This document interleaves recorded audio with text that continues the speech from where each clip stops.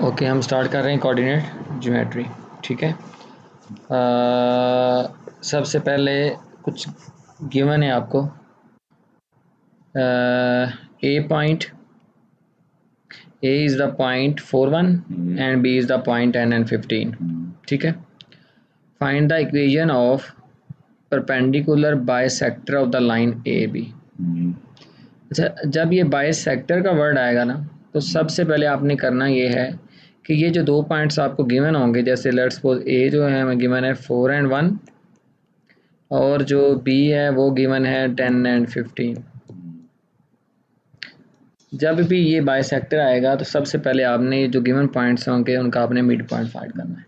Mid point of A B, x1 plus इसमें mid point of A B लिख लें आप, या इसको मिड पॉइंट ही कह देते हैं। Mid point of A B x1 plus x2 mean के 4 + 10/2 एंड y1 + y2 15 + 1/2। तो ये हमारे पास 14/2 एंड 16/2। सो 7 and 8 जो है वो हमारे पास मिड पॉइंट आ जाएगा किसका, ए एंड बी का। जब ये बाइसेक्टर आएगा तब आपने ये काम करना है। ठीक है। उसके बाद हमारा जो गोल है वो है इक्वेशन ऑफ परपेंडिकुलर बाइसेक्टर। हमें इक्वेशन ऑफ लाइन फाइंड करनी है। आपने इक्वेशन ऑफ लाइन फाइंड करनी है। अब इक्वेशन ऑफ जो लाइन होती है इसका जो फार्मूला होता है वो हमारे पास y - y1 equal m and x - x1। अब ये जो m है ये यहाँ पे स्लोप है, इसको स्लोप भी बोल देते हैं और ग्रेडियंट भी बोल देते हैं। स्लोप एंड या फिर क्या बोल देते हैं, ग्रेडियंट। अब स्लोप एंड ग्रेडियंट जो है वो सबसे पहले तो आप हमारे पास ये वैल्यू निकल आई मिड पॉइंट्स पे आपने बाइसेक्टर के लिए। ठीक है। अब आपने इनकी स्लोप फाइंड करनी है जो आपके पास पॉइंट ए और बी गिवन है। ठीक है। स्लोप फाइंड करने के लिए हमारे पास फार्मूला होता है y2 - y1 divided by x2 - x1। अब हमारे पास जो वैल्यू है y2 - y1 की a और b वो यहाँ पे दोबारा लिख लेते हैं। a पॉइंट था 4 and 1 और जो b पॉइंट है वो हमारे पास है 10 and 15।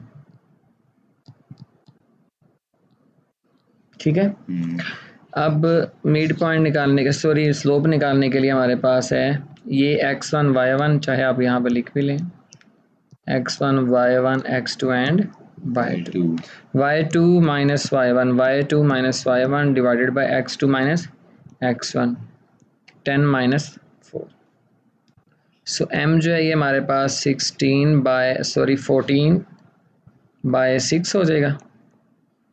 तो ये आंसर निकले 7 to the 14 3 to the 6। ठीक है। तो इसमें जो स्लोप है वो हमारे पास क्या बन जाएगी 7/3। पॉइंट में नहीं लिखेंगे, ऐसे इसको लिखने कोई फर्क नहीं पड़ता। ठीक है।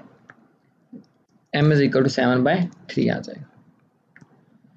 अब हमने इक्वेशन ऑफ लाइन फाइंड करनी है। इसका फार्मूला जो है मैंने आपको पहले बता दिया है कि y - y1 equal m into x - x1। अब यहाँ पे ये काम है कि यहाँ पे मैंने लिखी थी स्लोप ऑफ लाइन, ये लिखी हुई है हमारे पास। स्लोप ऑफ लाइन जो है वो ये लिखी हुई है, ये चीज़। ठीक है। स्लोप ऑफ लाइन ये है। अब हमें एम भी फाइंड कर लिया है और यहाँ पे ये जो पॉइंट्स मिड पॉइंट के निकले थे, ये जो 2 पॉइंट्स थे ना मिड पॉइंट के, ये हमारे पास असल में ये जो वैल्यू है इक्वेशन ऑफ लाइन के लिए, यहाँ पे ये y1 और x1 की वैल्यू हमने इस मिड पॉइंट से लेनी होती है जब ये बाइसेक्टर आएगा। ठीक है। और उसके बाद एक और पॉइंट यहाँ पे, ये परपेंडिकुलर बाइसेक्टर का वर्ड यूज़ हुआ है। परपेंडिकुलर बाइसेक्टर का वर्ड यूज़ हुआ हुआ, इसका मतलब ये है, परपेंडिकुलर बाइसेक्टर का मतलब ये है कि आपके पास जो गिवन स्लोप होगी, जो आपके पास स्लोप आई है वो भाई निकली है 7/3। अब परपेंडिकुलर बाइसेक्टर का मतलब ये है कि आपने ये जो गिवन स्लोप होगी इसका आपने नेगेटिव रेसिप्रोकल लेना होता है। नेगेटिव रेसिप्रोकल मीन के ये जो स्लोप आपके पास इस क्वेश्चन के लिए बनेगी वो हमारे पास -3/7 है। ये सिर्फ और सिर्फ इस वजह से काम हुआ है कि ये जो वर्ड है परपेंडिकुलर यहाँ पे यूज़ हुआ है ये वाला, ठीक है। दोबारा सेक्टर के लिए आपने मिड पॉइंट निकालना होता है, ये जो गिवन पॉइंट्स होते हैं इनका, ठीक है। उसके बाद ये निकालने के बाद आपने क्या करना है कि स्लोप निकालनी है परपेंडिकुलर बाइसेक्टर के लिए, उसका नेगेटिव रेसिप्रोकल लेना है और अब हमने उस क्वेश्चन के अंदर इसको उस सब्स्टिट्यूट कर देना, ठीक है। हमारे पास 7 और 8 मिड पॉइंट निकला है और ये -3/7 है। जो m है ये हमारे पास -3/7 है, -3/7 है। और जो आपके पास x1 y1 की वैल्यू निकली है वो क्या है आपके पास 7 और 8 है। क्या है 7 और 8। यहाँ पे हम लिख रहे हैं कि ये x1 और y1 के लिए ये हमारे पास x1 है और y1 है और ये हमारे पास क्या है मिड पॉइंट के लिए सॉरी स्लोप है। सो y - y1 की वैल्यू क्या है 8 है, m की वैल्यू क्या है -3/7 है, x - x1 की वैल्यू क्या है 7। अब ये 7 जब यहाँ पे डिवाइड हो रहा है तो दूसरी तरफ जाके मल्टीप्लाई हो जाएगा। 7y - 8 7 56 -3x + 21। इसको हम थोड़ा सा रीअरेंज कर लेते हैं कि यहाँ पे है ये 7y + 3x -56 - 21 = 0। ये माइनस का इस साइड पे आके प्लस हो जाएगा ना। ओके, अब ये देखें इसको रीअरेंज करें 7y + 3x -56 - 21 -77 = 0। अच्छा, आपके पास जो इक्वेशन ऑफ लाइन होती है उसकी जो स्टैंडर्ड फॉर्म होती है वो होती है y = mx + c। ये आपने याद रखनी है, ठीक है। mx + c का मतलब ये है कि यहाँ पे जो ये भी कोई कांस्टेंट है और ये भी क्या है कोई कांस्टेंट, मतलब यहाँ पे आपने y को सब्जेक्ट बनाना होता है। सो हमने ये जो इक्वेशन आपके पास ये बनी है इसमें से भी हमने क्या करना है कि सब्जेक्ट बनाना किसको y को। इसको हम थोड़ा सा रीअरेंज करके लिख लेते हैं। कैसे लिखेंगे, ये बन जाएगा 7y = -3x + 77। ओके, 7 डिवाइड हो जाएगा जाके तो -3/7x + 77/7। इसको थोड़ा सा आप -3/7x + 11, ठीक है। ये हमारे पास बन जाएगी इक्वेशन ऑफ लाइन, ठीक है। इसका जो आंसर गिवन था वो भी यही है -3/7x + 11। उसके बाद नेक्स्ट देखें क्वेश्चन नंबर 2। क्वेश्चन नंबर 2 हमारे पास कुछ कह रहे हैं इस तरह के a has a points 36। Yes, आप यहाँ से भी तरह देख लें कि जो a के पॉइंट हैं असल में ये x एक्सिस है और ये क्या है y एक्सिस है, ठीक है। पॉइंट a हैज़ कोऑर्डिनेट 3 और 6। तो हम यही देख रहे हैं कि ये देखें कि ये हमारे पास जो लाइन जा रही है 3 और x पे जा रही है। इसको हम ड्रा करके ज़रा थोड़ा सा हाईलाइट कर लेते हैं ताकि समझने में आसानी रह जाए। ये लाइन जा रही है यहाँ पे और यहाँ से इस तरह, तो ये पॉइंट हमारे पास ये जो बन जाएगा ये बन गया 3x पे और y पे क्या है 6 है। अब आपसे वो ये कह रहे हैं पार्ट ए में right down the coordinate of point B. Coordinate of point B आपने फाइंड करने हैं। बी पे पॉइंट के कोऑर्डिनेट देखें तो हमारे पास 7x पे है और y पे ये 7x पे आ गया और y पे क्या है 1 है, ये 1 है। इसका मतलब है जो b के पॉइंट है वो क्या है 7 और 1 है। अब लिखते वक्त ये जो पेयर लिखते हैं इसमें सबसे पहले आपके पास x होना चाहिए और बाद में क्या होना चाहिए y आना चाहिए। फर्स्ट प्लेस पे आपने x लिखना है, सेकंड प्लेस पे क्या लिखना है y। सो आपने क्या कर देना है कि यहाँ पे हमारे पास ये जो कोऑर्डिनेट बन गया ये हमारे पास बन गया b जो पॉइंट है ये हमारे पास है 7 और 1, एक नंबर का होगा ये, ठीक है। अब आगे वाला जो काम है वो आपसे ये कह रहे हैं find the gradient of line A B. क्या फाइंड करना है इसका ग्रेडियंट को मैंने आपको थोड़ा सा पहले बता दिया था कि ग्रेडियंट को हम स्लोप भी कहते हैं। ग्रेडियंट का सेकंड नाम क्या है स्लोप भी है, तो स्लोप आएगा या ग्रेडियंट आएगा तो उसका एक ही मीनिंग होगा, ठीक है। तो स्लोप या ग्रेडियंट का फार्मूला हमारे पास क्या, GRADIENT लिखते हैं, ग्रेडियंट। ग्रेडियंट का फार्मूला क्या, y2 minus y1 divided by x2 minus x1। ठीक है, अब आपने a और b की वैल्यू यूज़ करनी है। a की वैल्यू जो है वो हमारे पास क्या है, ये 3 और 6 है, यहाँ पे लिख लेते हैं। a है वो है 3 एंड 6 और b क्या है 7 और 1 है। इसको हम कह रहे हैं x1 y1 a को, और b को क्या कह रहे हैं x2 एंड y2। अब हम इसमें सब्स्टिट्यूट करेंगे कि स्लोप हमारे पास बन जाएगी y2 हमारे पास क्या है 1, y1 क्या है 6, x2 क्या है 7 माइनस 3 आ जाएगा, ये 7 माइनस 3, सो -5/4 ये आ जाएगा gradient of line A B. इस ग्रेडियंट को हम स्लोप भी बोल देते हैं, ठीक है, और स्लोप को आप m से भी शो करते हैं। सो m इज इक्वल टू क्या हमारे पास -5/4 आ जाए। बी पार्ट का ज़रा आंसर मैच कर लें कि -5/4 ही था। इसका आंसर नेक्स्ट पेज पे होगा, क्वेश्चन काफ़ी लेंथी है। -5/4 को डिवाइड करें ज़रा कैलकुलेटर पे, देखें ज़रा कि क्या आंसर आ रहा है। पॉइंट्स में लिखा हुआ है -1.25, बिल्कुल करेक्ट है, -1.25, या ऐसे भी आप छोड़ सकते हैं। उसके बाद पार्ट सी है, find the equation of line that is perpendicular to A B. अब वो कह रहे हैं इक्वेशन ऑफ लाइन फाइंड करने। परपेंडिकुलर के लिए मैंने आपको थोड़ा सा पहले एक चीज़ बताई थी, जैसे स्लोप जो है वो हमारे पास बनी है -5/4, ऐसी है। अब बताएं कि परपेंडिकुलर के लिए क्या करना होगा। नहीं, परपेंडिकुलर की अभी थोड़ी सी पहले बात हुई है ना, तो नेगेटिव रेसिप्रोकल क्या करना होता है, नेगेटिव रेसिप्रोकल करना होता है। m इज इक्वल, ये आ जाएगा 4/5। देखिए नेगेटिव रेसिप्रोकल का मतलब ये कि ये साइन चेंज कर देना, अगर नेगेटिव होगा तो पॉजिटिव कर देना है, पॉजिटिव होगा तो क्या कर देना है, नेगेटिव, और ये जो टर्म होगी इसका आपने रेसिप्रोकल ले लेना होता है, ठीक है, मैंने इसको रोटेट कर देना होगा, ठीक है। तो ये स्लोप ये तब यूज़ करना जब क्या आएगा, परपेंडिकुलर आएगा। क्या आएगा भाई, परपेंडिकुलर आएगा। अब वहाँ से एक ये बात और भी कर रहे हैं, passes through the points 0 and 2। इसका मतलब है कि ये x1 और y1 की वैल्यू मिल गई, ठीक है। हम इक्वेशन ऑफ लाइन लिख रहे हैं। सो इक्वेशन ऑफ लाइन आपको पता क्या होती है, बोलें ज़रा। y minus y1 is equal to m into x minus x1।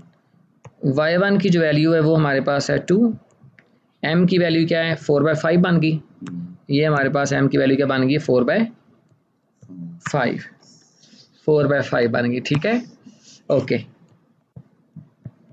x minus x1 की वैल्यू क्या है ऊपर 0, ओके। अब हम इसको ज़रा सॉल्व करते हैं। ये 5 डिवाइड हो रहा है तो ये हो जाएगा मल्टीप्लाई, ये हो जाएगा 5y minus 10 is equal to 4x। Rearrange करें इसकी स्टैंडर्ड फॉर्म में, ये बन जाएगा 4x plus 10, y equal to 4x यहाँ by 5 plus 10/5, step by step कर लें। 4/5x प्लस 2 आ जाएगी, ये हमारे पास आ जाएगी इक्वेशन ऑफ लाइन। इसका ये पार्ट कौन सा था, सी पार्ट भी इसका सॉल्व हो गया। आगे देखते हैं, आगे देखें डी भी है, जिसका डी पॉइंट नहीं है, तो 7/1 था और ये 4/5x प्लस 2, इसका ये भी आंसर आ जाएगा 4/5x प्लस 2। उसके बाद हम चलते हैं क्वेश्चन नंबर 3 पे। क्वेश्चन नंबर 3 इजी है, मुश्किल नहीं है। क्वेश्चन नंबर 3 जो है उसमें ये पॉइंट है कि जो ए पॉइंट है ये हमारे पास है -2 and 1 और बी पॉइंट है 0 and 4, ठीक है। अब आपसे वो ये कह रहे हैं कि find the equation of straight line, equation of straight line joining A and B, इसका पार्ट है ये equation of straight line joining A and B. तो इक्वेशन ऑफ स्ट्रेट लाइन का हम पहले लिखते हैं भाई formula, y minus y1 equal m into x minus x1। इसके लिए हमें कोई परपेंडिकुलर का वर्ड यूज़ नहीं होगा, तो हम परपेंडिकुलर के लिए नहीं नेगेटिव रेसिप्रोकल लेंगे, ठीक है। सो सबसे पहले हम ये स्लोप फाइंड करेंगे। स्लोप का फार्मूला हमारे पास क्या है भाई, y2 minus y1 divided by x2 minus, okay. अब m इक्वल y2, यहाँ पे हम लिख रहे हैं कि ये है x1 y1 और ये क्या है x2 एंड y2। फार्मूला में वैल्यू पुट करवाएं ज़रा, किस तरह करेंगे हम। y2 क्या है 4, y1 क्या है 0, x2 क्या है 0 और x1 क्या है -2। मीन 4/2 इज इक्वल टू क्या आ जाएगा 2। सो m इज इक्वल टू हमारे पास क्या बन जाएगा 2 आ जाएगा, ठीक है। अब हमने इसकी इक्वेशन ऑफ लाइन फाइंड करनी है, तो हम लिख रहे हैं इसको y minus y one equal m into x minus x1। जो m है ये हमारे पास मिल गया 2। अब यहाँ पे काम है कि ये जो x1 और y1 है असल में इसकी वैल्यू क्या है। तो आपके पास जो a है और जो b है वो आप दोनों में से किसी एक को यूज़ कर सकते हो, लेकिन आंसर मैच होगा। अगर a हमारे पास -2 एंड 0 है, a जो है वो -2 एंड 0 है, -2 एंड 0। अब इसको यूज़ करके देख लेते हैं, y माइनस y1, ये y1 है, m क्या है 2, x माइनस x1, ये आ जाएगा। x1 की वैल्यू क्या है -2 है, y is equal to 2 into x plus 2, so y is equal to 2x plus 4। ये हमारे पास इक्वेशन ऑफ लाइन बन जाएगी। ये पार्ट ए है। अब पार्ट बी पे तरह मूव करते हैं, वहाँ पे वो क्या कह रहे हैं, इसका y is equal to 2x plus 4 है। इसका part B equation of perpendicular bisector, बताएं अब यहाँ पे क्या चेंजिंग आएगी। नेगेटिव रेसिप्रोकल, परपेंडिकुलर बाइसेक्टर है, तो बाइसेक्टर के लिए क्या काम करते हैं, बाइसेक्टर के लिए मिड पॉइंट फाइंड करते हैं। बाइसेक्टर के लिए क्या काम करते हैं, मिड पॉइंट फाइंड, किसका, ए एंड ए बी का। अब ए बी की जो वैल्यू है वो ज़रा हम देख लेते हैं। ए की वैल्यू जो है वो है हमारे पास -2 और 0। ए की वैल्यू है -2 एंड 0 और बी की जो वैल्यू है वो क्या है आपके पास, जो बी की टर्म है वो है 0 एंड 4। बी की वैल्यू क्या है 0 एंड 4। जो आपके पास बाइसेक्टर होता है, बाइसेक्टर के लिए आपने क्या लेना होता है, उसका मिड पॉइंट लेना होता है। क्या करना होता है, मिड पॉइंट लेना होता है। सो मिड पॉइंट के लिए फार्मूला हमारे पास x1 plus x2 -2 plus 0/2 y1 plus y2/2 mean -2/2 and 4/2, ये आ जाएगा -1 एंड 2। अब इसको हम यूज़ करेंगे, लेकिन यहाँ पे एक और बात की, परपेंडिकुलर बाइसेक्टर भी यूज़ हुआ है। परपेंडिकुलर की वर्ड, परपेंडिकुलर के लिए क्या काम करना, किसका, स्लोप का। जी हमारे पास जो मिड पॉइंट निकला है, मिड पॉइंट जो मिड पॉइंट निकला है ये हमारे पास है -1 and 2, -1 and 2। Equation of perpendicular bisector के लिए हमें चीज़ें चाहिए होती हैं, y minus y1 equal m into x minus x1। अब x1 y1 की तो वैल्यू ये मिल गई। ये जो m है ये हमारे पास बना था यहाँ पे ग्रेडियंट, ये हमने फाइंड किया था, शायद किया था, ये बना था हमारे पास 2। लेकिन यहाँ पे बात है परपेंडिकुलर बाइसेक्टर, तो ये फिर m क्या बनेगा परपेंडिकुलर के लिए, नेगेटिव रेसिप्रोकल -1/2। देखिए m इक्वल 2 है, इसका 2/1 हाँ ये 2/1 होगा, तो नेगेटिव ये आ गया और रेसिप्रोकल ये रोटेट हो जाएगा, ठीक है। सो m हम यूज़ करेंगे y माइनस y1, y1 2 है, m क्या -1/2 है, x माइनस x1, x1 क्या है -1। तो अब हम इसको सॉल्व करते हैं, ज़रा देखते हैं कि okay y minus 2 is equal to -1/2 into x plus 1। ये 2 डिवाइड हो रहा है, वहाँ पे जाके क्या हो जाएगा मल्टीप्लाई हो जाएगा, ये बन जाएगा 2y minus four is equal to minus x और माइनस वन नहीं हो जाएगा, बिल्कुल ऐसे ही है।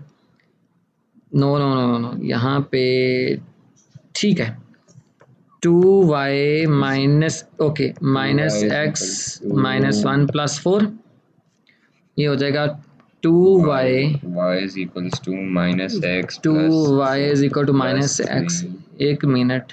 by 2 ओके अब हमने स्टैंडर्ड फॉर्म लाने के लिए 2 डिवाइड हो जाएगा, minus one by two x और प्लस थ्री बाई टू, ये हमारे पास बन जाएगी इक्वेशन ऑफ लाइन।